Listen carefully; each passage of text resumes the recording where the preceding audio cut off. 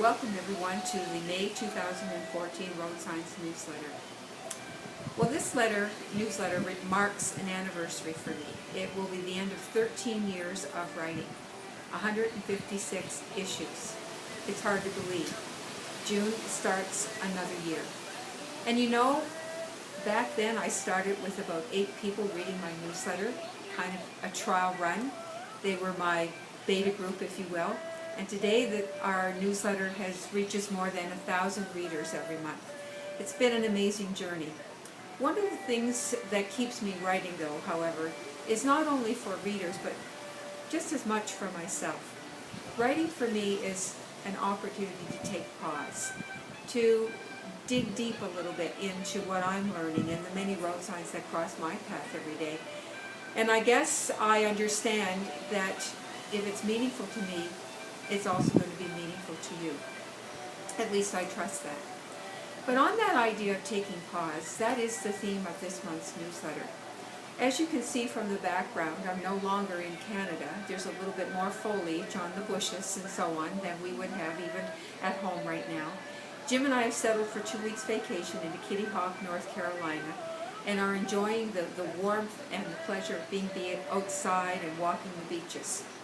But one of the things we noticed is on the way down, on the I-81, is the extent to which being disconnected completely has touched our lives.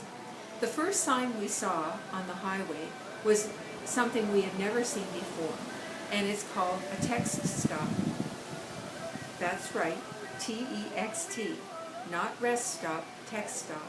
They're now asking drivers to stop along the way to do their texting in the rest stops. Now we can understand why, because texting is a distraction from driving, but who would have thought that that would even be warranted a few years ago? I remember taking vacations probably before 1995, when there was no texting, no emails, no cell phones probably, certainly no Twitter, no Skype, no Facebook, no whatever. And I also remember that when I got home, after a couple weeks break, I would be completely rested.